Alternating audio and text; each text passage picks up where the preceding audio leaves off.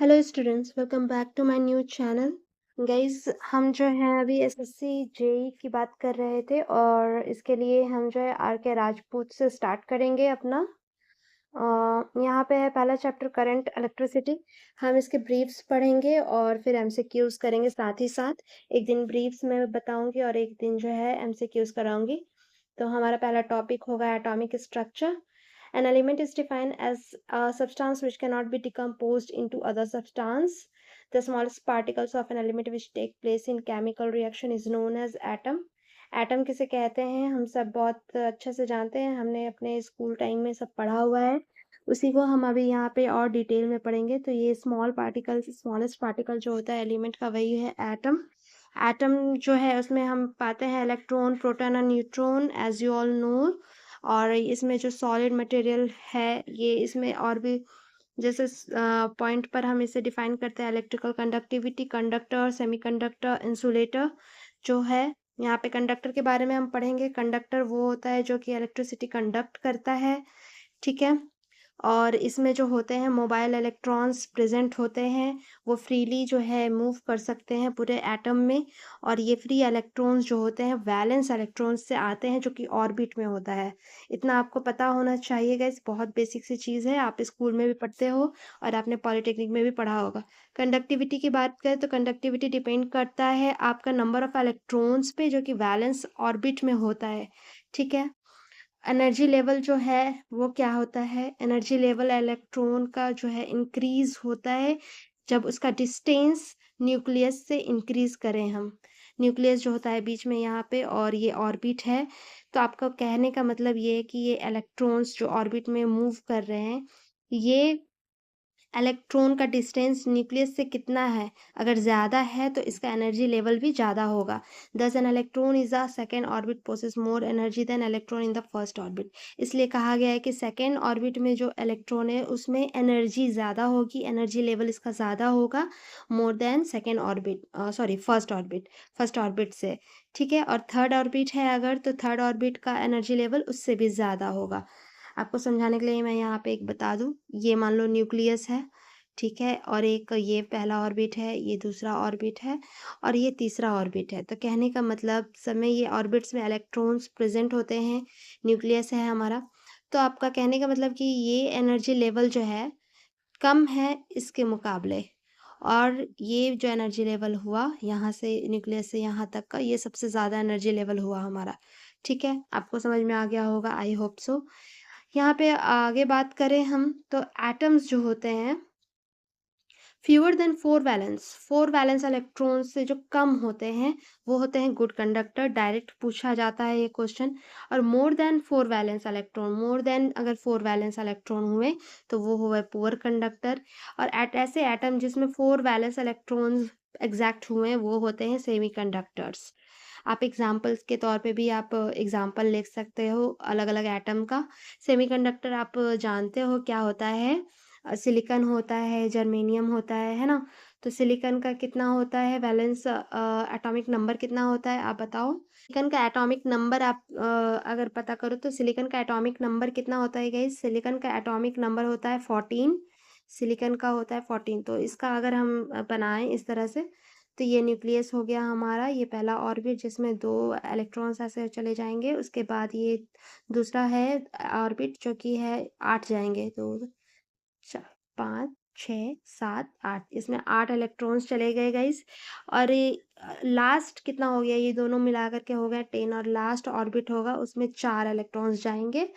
तो आप देख सकते हो कि लास्ट ऑर्बिट क्या हुआ, 4, उसमें 4 हैं तो इसके वैलेंस इलेक्ट्रॉन्स हो गए 4, है ना, 4। और ये कहलाएगा सेमी कंडक्टर एटम। इतना बात समझ में आ गई आप लोगों को। और इम्पॉर्टेंट डाटा यहाँ इलेक्ट्रॉन के बारे में जो कि आपको रटना भी पड़ता है, तो वो है इलेक्ट्रॉन्स के बारे में। तो मास ऑफ इलेक्ट्रॉन क्या होता है, वो होता है 9.11 इंटू 10⁻⁻31 kg। और आपको डायरेक्ट क्वेश्चन इस तरह से भी आता है 1/1840 मास ऑफ प्रोटॉन, ऐसे भी डायरेक्ट क्वेश्चन आता है। यहाँ पे आपको एक एटॉमिक स्ट्रक्चर दिया है जिसमें इलेक्ट्रॉन्स क्या हैं, प्रोटॉन्स क्या हैं, न्यूट्रॉन्स क्या हैं, ये बताया गया है। न्यूक्लियस है तो न्यूक्लियस में क्या क्या होगा, प्रोटॉन होगा और न्यूट्रॉन होगा। ये इलेक्ट्रॉन ऑर्बिट्स है तो इसमें क्या होंगे, ऑर्बिट्स होंगे। और इलेक्ट्रॉन्स हमेशा नेगेटिवली चार्ज्ड होते हैं, आप देख सकते हो प्रोटॉन्स हमेशा पॉजिटिवली चार्ज होते हैं, ठीक है? चार्ज ऑफ इलेक्ट्रॉन जो होगा माइनस में हमेशा शो करेंगे और कहीं भी ऑप्शन में देगा तो माइनस के साथ ही देगा 1.602 इंटू 10 पावर माइनस 19 कूलम्स हो जाएंगे। डायमीटर इलेक्ट्रॉन का पूछ सकता है तो 10 to the power minus 15 metre होता है। प्रोटॉन, मास ऑफ प्रोटॉन, ये सब कुछ याद करने के लिए है आपको गाइस, तो आप यहाँ से याद कर सकते हो। एक बार मैं रिवाइज करा दे रही हूँ। मास ऑफ प्रोटॉन होगा 1.67 into 10 to the power minus 27 kg और चार्ज जो होगा प्रोटॉन पे वो होगा पॉजिटिव चार्ज ऑलवेज और सेम होता है इलेक्ट्रॉन के। तो ये आपको पता होना चाहिए कि इलेक्ट्रॉन जो होते हैं ना, electrons, number of electrons equal to number of protons equal होते हैं। दैट्स वाई यहाँ पे चार्ज भी इक्वल है, लेकिन चार्ज ऑन इलेक्ट्रॉन्स अलग है। यहाँ कूलम में चार्ज को हम लोग डिनोट कर रहे हैं, यहाँ मास ऑफ प्रोटॉन देखिए आपका अलग है। तो आपको ये भी याद रखना पड़ेगा। यहाँ मास ऑफ इलेक्ट्रॉन आप देख सकते हो अलग है, मास उसका अलग है। अदरवाइज यहाँ पे चार्ज इलेक्ट्रॉन और प्रोटॉन का सेम है, ठीक है? बस एक पॉजिटिव में होगा तो एक नेगेटिव में होगा, सिंपल सा याद रखने के लिए। न्यूट्रॉन क्या है? तो मास ऑफ न्यूट्रॉन है मास ऑफ प्रोटॉन के बराबर, जो कि 1.67 इंटू 10 पावर माइनस 27 kg है, ठीक है? और आपका यहाँ पे चार्ज ऑफ न्यूट्रॉन्स क्या है? वो होगा नील, यानी कि न्यूट्रॉन पे कोई चार्ज नहीं होता है। ये भी बहुत वेरी वेरी इंपॉर्टेंट है। Diameter of nucleus of the order of 10 to the power minus 14 m. Diameter of orbit 10 to the power 4 metre. Dia of the molecule, molecule के डाया के 10.4 टाइम्स होता है ऑर्बिट का डाया, ओके। और nucleus का dia होता है 10 to the power minus 14 m तक। नॉर्मली अगर एटम के बात करें, नॉर्मली वो क्या होता है? इलेक्ट्रिकली न्यूट्रल होता है। लेकिन यहाँ हम बात किसकी कर रहे हैं? एटम की, पूरी एटम की बात कर रहे हैं, क्योंकि प्रोटॉन यहाँ पॉजिटिव हो गया, न्यूट्रॉन में कोई चार्ज ही नहीं है, और इलेक्ट्रॉन जो हो गया नेगेटिव हो गया, तो ये इलेक्ट्रिकली न्यूट्रल एक अ, बन जाता है एटम। और यहाँ पे number of electron, number of proton same है, तो वो लोग का इलेक्ट्रिकल फोर्स एक दूसरे को कैंसिल कर देता है, दैट्स वाई यहाँ एटम साथ में रहते हैं, क्योंकि अनलाइक चार्ज जो होता है अट्रैक्ट करता है एक दूसरे को। ये आपको पता होगा, आपने बचपन में भी पढ़ा होगा कि अनलाइक चार्ज, एक प्लस है एक माइनस है, दोनों क्या कर रहा है? एक दूसरे को अट्रैक्ट करता है। वही अगर सिमिलर चार्ज है, दोनों माइनस है, तो वो दोनों को रिपेल करता है, इसीलिए ये एटम बन जाता है। समझ में आ रही है बात? यहाँ पे प्रोटॉन जो है आपका पॉजिटिव अंदर में बैठा है, बाकी माइनस में है, तो ये दोनों, ये सब एक दूसरे को अट्रैक्ट कर रहे हैं, दैट्स वाई ये एक कंबाइंड एटम बने हुए हैं, ओके। यहाँ तक हो गई बात क्लियर? समझ में आ गई आपको? कमेंट करना, बताना मुझे कि आपको कहाँ दिक्कत आ रही है, मैं फिर आपको रिप्लाई ज़रूर करूँगी। पॉजिटिव नेगेटिव आयंस क्या हैं? तो यहाँ पे आपकी बात करें आयंस की, तो when an electron is removed from neutral atom, this atom become positively charged and is called positive ion। अब आयंस क्या है? तो अगर न्यूट्रल एटम, एटम तो अपना न्यूट्रल है, उससे हम अगर एक इलेक्ट्रॉन को रिमूव कर दें, हटा दें, तो वो एटम क्या हो रहा है? पॉजिटिवली चार्ज हो जाता है और उसको हम लोग पॉजिटिव आयन कहने लगते हैं, ठीक है? However if electron added to neutral atom, अगर इलेक्ट्रॉन को हम ऐड कर रहे हैं न्यूट्रल एटम में, तो वो क्या होगा? नेगेटिव चार्ज हो जाता है वो पूरा एटम, और उसे कहेंगे हम लोग नेगेटिव आयन, ठीक है? और इससे हम लोग को क्या समझ में आया? Atom become an ion, atom ion बन जाता है बाय गेन और लॉस ऑफ इलेक्ट्रॉन, यानी कि आयन का गेन होगा या लॉस होगा तो उससे एटम क्या हो जाता है? आयन बन जाता है, ठीक है, इलेक्ट्रॉन्स के गेन और लॉस से। पॉजिटिव नेगेटिव आयंस के लिए गाइस मैं आपको समझा देती हूँ। अगर दो एटम है, यहाँ पहला एटम है इस तरह का कुछ और दूसरा एटम यहाँ पे जो इस तरह का कुछ है, इसमें इलेक्ट्रॉन्स है दो, इसमें इलेक्ट्रॉन्स है दो, तो मान लो कि ये वाला इलेक्ट्रॉन्स अगर इस वाले में चला जाता है तो इसमें एक इलेक्ट्रॉन्स तो बढ़ जाएंगे और ये माइनस चार्ज इसमें जा रहा है, तो ये आपका हो जाएगा गाइस नेगेटिवली चार्ज्ड। अगर ये यहाँ से निकल चुका है, एक माइनस चार्ज निकल गया, तो ये यहाँ बच गया आपका ये पॉजिटिव चार्ज हो जाएगा, ये एटम पॉजिटिवली आयन, ये हो जाएगा पॉजिटिव आयन, ये हो जाएगा नेगेटिव आयन। आप समझ सकते हो, इससे मैं समझा दिया आपको। यहाँ देख सकते हो इलेक्ट्रिक करंट नया टॉपिक है। इलेक्ट्रिक करंट क्या है? करंट आप सबने पढ़ा है, करंट क्या होता है? Controlled movement of electrons. Electrons तो मूव कर रहे हैं, आपको मालूम है, पर अगर उसे कंट्रोल मूव कराया जाए तो उसे ड्रिफ्ट कहते हैं, और किसी सब्सटेंस के थ्रू मूव कराया जाए तो वो होता है करंट। ठीक है, और हम लोग करंट को डिफाइन करते हैं सिंपल, एक इसका डेफिनेशन है rate at which electron moves. ठीक है, जिस रेट पर इलेक्ट्रॉन मूव कर रहा है वो, जैसे कि कोई सब्सटेंस है, उसमें अगर चार्ज पार्टिकल्स है ना सब में, तो वो ड्रिफ्ट हो गया है, बहुत सारे चार्ज पार्टिकल हैं, एक कंट्रोल्ड वे में चल रहे हैं, एक ही डायरेक्शन में जा रहे हैं, तो वो क्या हो जाएंगे, करंट हो जाएंगे। तो वो उसका बेस्ट जो एग्जाम्पल हो जाएगा ना आपका, कि ये आपका कितने समय में कितना चार्ज मूव कर गया, वही आपका करंट है। समझ में पा रहे हो? यहाँ पे ये आप इससे भी डेफिनेशन निकाल सकते हो, एम्पेयर जो हम बता रहे हैं, एम्पेयर ये क्या है, ऐसा यूनिट है आपके करंट का। कूलम क्या है, ये चार्ज का यूनिट होता है, और सेकेंड टाइम का। तो इससे आप समझ पा रहे हो कि ये हो गया I is equal to Q by T, और इसी को लिखते हैं हम Q is equal to I T भी, यानी कि ये हो गया आपका charge equal to current into time. ठीक है, 1 कूलम बराबर क्या होता है, charge of 6.28 into 10 to the power 18 electrons. ये 1 कूलम का बराबर होता है। इलेक्ट्रोमोटिव फोर्स क्या है, इलेक्ट्रोमोटिव को हम EMF भी लिखते हैं शॉर्ट में। ये फोर्स है that cause current of electricity to flow. ये फोर्स ही जो है, जो करंट है इलेक्ट्रिसिटी का, उसको फ्लो करने में हेल्प कर रहा है। करंट तो है, पर वो ड्रिफ्ट कैसे हो रहा है, वो मूव कैसे कर रहा है, तो वो मूव करता है इसी EMF की वजह से। ठीक है, पोटेंशियल डिफरेंस क्या होता है, इसे हम डिनोट करते हैं V से। ये होता है between two points in a circuit is electrical pressure और a voltage required to drive the current between them. वो वोल्टेज और वो इलेक्ट्रिकल प्रेशर जिसकी हमें ज़रूरत होती है एक पॉइंट से दूसरे पॉइंट तक करंट को ले जाने के लिए, वो है पोटेंशियल डिफरेंस। बात समझ में आ गई आप लोगों को? तो वोल्ट क्या है, वोल्ट आपका पोटेंशियल डिफरेंस का यूनिट है, और इलेक्ट्रोमोटिव फोर्स का भी यूनिट कोई पूछे तो क्या होगा, वोल्ट ही होगा। ये सब चीज़ छोटी छोटी बातें हैं, पर एग्जाम में आ जाती हैं तो आप भूल जाते हो। It is defined as the difference of potential across a resistance of 1 ohm carrying a current of 1 ampere. कि सिंपल हम लोग वोल्टेज को डिफाइन करते हैं विजुअल टू IR, आप जानते ही हो, यानी कि करंट जो कैरिंग कंडक्टर है उसमें रेजिस्टेंस जितना आ रहा है उसके प्रोडक्ट से इसको हम लोग वोल्टेज डिफरेंस निकालते हैं। इलेक्ट्रॉन वोल्ट क्या है, electron volt unit in term of which energies of atomic particles are express. Electron volt वो यूनिट है जिसके टर्म में एटॉमिक पार्टिकल्स के एनर्जीज को एक्सप्रेस किया जाता है।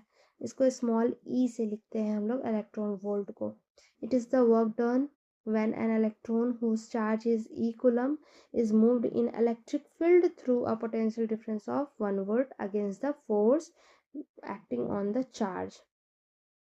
इसमें कह रहा है इलेक्ट्रॉन वोल्ट के बारे में कि ये जो है वर्क डन है, जो कि इलेक्ट्रॉन जबकि चार्ज, जिसका चार्ज एक इलेक्ट्रॉन है मान लिया, उसका चार्ज है हमारा E, ठीक है, वो मूव करता है इलेक्ट्रिक फील्ड में।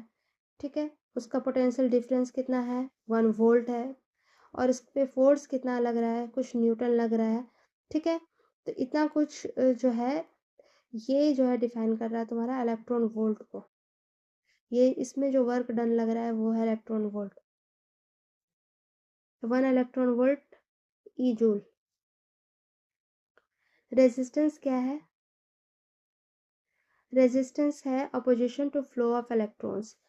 इलेक्ट्रॉन्स को फ्लो को जो भी अपोज करे वो रेजिस्टेंस है, यानी बाधा, किसी चीज़ में बाधा जो डाल रहा है ना, वही रेजिस्टेंस है। Due to bond between proton and electron as well as to collisions is called electrical resistance. तो ये अपोजिशन होता क्यों है, प्रोटॉन इलेक्ट्रॉन के बीच का बॉन्ड है, ठीक है, एज वेल एज जो कोलिजन्स होते हैं उसके वजह से इलेक्ट्रिकल रेजिस्टेंस जो है पैदा हो रहा है, वही जो फ्लो ऑफ इलेक्ट्रॉन्स को अपोज कर रहा है। रेजिस्टेंस को हम डिफाइन कर सकते हैं as a property of the electric circuit which oppose flow of current. Electric circuit है कोई सा भी इलेक्ट्रिक सर्किट जिसका प्रॉपर्टी हो अपोज करना फ्लो ऑफ करंट को, वो हो गया रेजिस्टेंस। ठीक है। Practical unit of electric resistance का प्रैक्टिकल यूनिट ओम होता है, ये पूछा जाता है क्वेश्चन में, और इसको डिफाइन करते हैं resistance in which a constant current of 1 ampere generate heat of the rate of 1 watt. Resistance जिसमें 1 एम्पेयर करंट कांस्टेंट करंट जो है जनरेट करता है heat at rate of 1 watt. P equal to यहाँ पे वी आई एक फॉर्मूला है जो कि बहुत यूज़ होता है। यहाँ पे पावर, वोल्टेज और करंट है, और इसी से हम लोग आर भी निकाल सकते हैं, क्योंकि वी आई हमें पता है, पी हमें पता है, पी का भी हम निकाल सकते हैं पी से। और आई स्क्वायर आर एक फॉर्मूला है बहुत फेमस पी का, तो ये भी हम लोग इससे निकाल सकते हैं। 1 मेगा ओम कैपिटल एम है, 10⁶ वैल्यू होती है इसकी, यहाँ पे वैल्यूज दी हुई है। 1 किलो ओम ये होता है 10⁻3, 1 मिली ओम होता है 10⁻−3, 1 माइक्रो ओम होता है 10⁻6। ठीक है। रेजिस्टेंस का लॉ क्या है? तो रेजिस्टेंस किसी भी कंडक्टर का अगर रेजिस्टेंस का बात करें तो कैसे वायर हो गया, ठीक है, यूनिफॉर्म क्रॉस सेक्शन होना चाहिए, depend on the following lengths, उस पर लेंथ पे, क्रॉस सेक्शनल एरिया पे, नेचर ऑफ मटेरियल पे, टेम्परेचर ऑफ कंडक्टर पे, इतना कुछ पे जो है रेजिस्टेंस जो है डिपेंड करेगा। किसी चीज़ का रेजिस्टेंस क्या होगा उस चीज़ के लेंथ से उसको डिफाइन कर सकते हैं। Rho equal to L by ए इसका फॉर्मूला होता है, तो उसके लेंथ से डिफाइन करेंगे, एरिया ऑफ क्रॉस सेक्शन से या फिर मटेरियल से। ठीक है, जो कि ये आ गया ना रो, ये मटेरियल डिपेंड करेगा, और या फिर टेम्परेचर से। ठीक है, ऑलमोस्ट वैरी करता है, डायरेक्टली टेम्परेचर से भी वैरी करता है रेजिस्टेंस। यहाँ रो जो है ये स्पेसिफिक रेजिस्टेंस और रेजिस्टिविटी है। ठीक है, इसके बारे में आपको अच्छे से पता होना चाहिए। Rho is equal to R A by L होता है, जस्ट इसका अपोजिट हम लिखते हैं, इसे इस तरह से लिख सकते हैं, rho is equal to R A by L.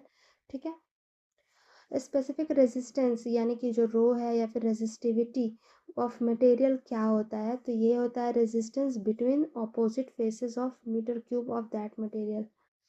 ठीक है, यूनिट ऑफ रेजिस्टिविटी क्या है? ओम मीटर है। ये सारा ओम मीटर जो जो मैं बता रही हूँ इंपॉर्टेंट है, वो इंपॉर्टेंट है गाइस, उसे अपने दिमाग में बिठा लेना। यूनिट ऑफ रेजिस्टिविटी क्या है? ओम्स मीटर है। कंडक्टेंस को हम डिनोट करते हैं जी से, और ये रेसिप्रोकल होता है रेजिस्टेंस के, जी इक्वल टू 1/r, और आर का वैल्यू तो हमें पता है, उसे अपोजिट कर देंगे यहाँ पे। कंडक्टिविटी क्या है? तो रेसिप्रोकल होता है स्पेसिफिक रेजिस्टेंस या रेजिस्टिविटी जो भी कह लो उससे, तो ये हमारा कहलाता है कंडक्टिविटी, जिसे हम लोग सिग्मा कहते हैं, सिग्मा इक्वल टू 1/ρ।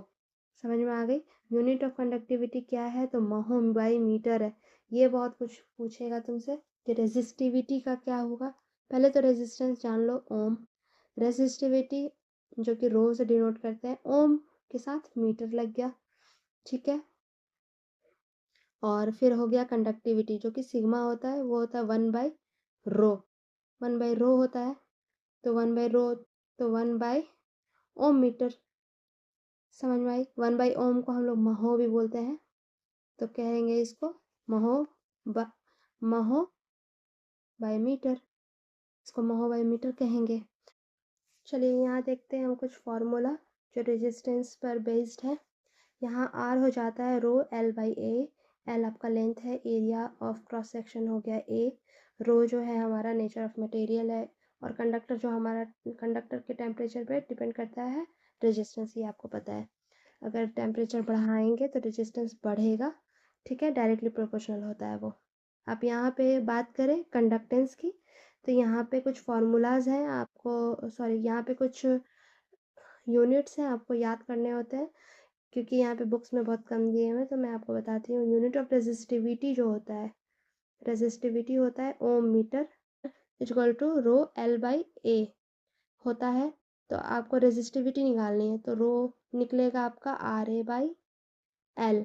आर क्या होगा? रेजिस्टेंस, जिसका यूनिट होता है ओम, और एरिया का होता है मीटर स्क्वायर, और लेंथ होता है मीटर में। तो 1 मीटर कट गया यहाँ, तो बचा क्या? ओम मीटर बचा। आपको समझ में आया कि ये रेजिस्टिविटी का यूनिट कैसे निकला? यहाँ ओम मीटर। गुड। अब यहाँ कंडक्टेंस का देखेंगे जो कि रेसिप्रोकल होता है आपका रेजिस्टेंस के। रेजिस्टेंस क्या है हमारा R। तो रेसिप्रोकल अगर रेजिस्टेंस के होगा तो क्या हो जाएगा, जी अगर डिनोट कर रहे हैं हम, जी से डिनोट करते हैं कंडक्टेंस को, तो ये होता है 1/R। ये बात समझ में आई। R हो है हमारा P रो L/A, तो ये हो गया 1/रो L/A। यहाँ पे से हमारा निकलेगा 1/A, ऊपर चला जाएगा, रो और L बचेंगे। रो हमारा क्या है, यहाँ ए क्या है, ए है मीटर स्क्वायर, और रो क्या है हमारा ओम मीटर, और एल क्या है मीटर। तो मीटर स्क्वायर कट गया तो बचा 1/ओम। 1/ओम बचा, जो कि इसका यूनिट होगा। और इसी को हम ऐसे भी लिख सकते हैं ओम इनवर्स, और इसी को हम कहेंगे महो। महो भी इसे ही कहेंगे, और क्या कहेंगे, और इसे क्या कहेंगे, सीमेन। ठीक है, तो इतना कुछ जो है एक कंडक्टेंस का यूनिट हो जाता है आपका। बहुत खिचपिच सा लग रहा होगा आपको, बट आप इसे नोट करते जाना, ओके, इम्पॉर्टेंट है। चलो यहाँ पे आगे बढ़ते हैं। कंडक्टिविटी का क्या है यूनिट, तो कंडक्टिविटी क्या है, रेसिप्रोकल है रेजिस्टेंस के। ठीक है, स्पेसिफिक रेजिस्टेंस के, सॉरी।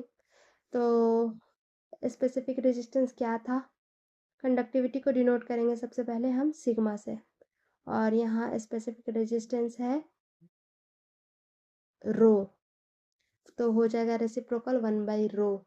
अब रो का यूनिट क्या था, सिंपल रो का यूनिट याद रखोगे तो ज़्यादा लंबा नहीं पड़ेगा, अदरवाइज लंबा हो जाएगा थोड़ा, ओम मीटर। ठीक है, अब इसे जस्ट अब 1/ओम को क्या लिखते हो, महो लिखते हो, सीमेन लिखते हो, तो यहाँ महो बाई मीटर लिख सकते हो महो मीटर इनवर्स, और क्या लिख सकते हो, सीमेन बाय मीटर लिख सकते हो, और क्या लिख सकते हो, ओम इनवर्स मीटर इनवर्स लिख सकते हो। इतना कुछ आप जो है लिख सकते हो यहाँ पे सीधा सिंपल इससे इससे कन्वर्ट कर सकते हो। तो ये सारी चीज़ें आपको दिमाग में बना के रखनी पड़ेंगी, क्योंकि ये कोई सा भी यूनिट आपको पूछ देता है जो कि बहुत सिंपल सा है, आप भूलना नहीं चाहोगे। तो गाइज़ ये था हमारा आज का लेक्चर। नेक्स्ट लेक्चर में हम पढ़ेंगे टेम्परेचर कोएफिशिएंट ऑफ रेजिस्टेंस, और इसके बाद इफेक्ट पढ़ेंगे, क्या टेम्परेचर का इफेक्ट होता है रेजिस्टेंस पे, ओम्स लॉ क्या होता है, उससे रिलेटेड फार्मूलाज पढ़ेंगे, लीनियर नॉन लीनियर रेजिस्टर्स क्या होता है, तो ये सब कुछ हम पढ़ेंगे। इससे रिलेटेड जो कुछ भी क्वेश्चन बनेगा गाइज़ मैं वो आपको नेक्स्ट क्लास में प्रोवाइड कराऊंगी, वो भी आप देख सकते हो। ठीक है गाइज़, अब तब तक के लिए पढ़ाई जारी रखिए। Thanks for watching.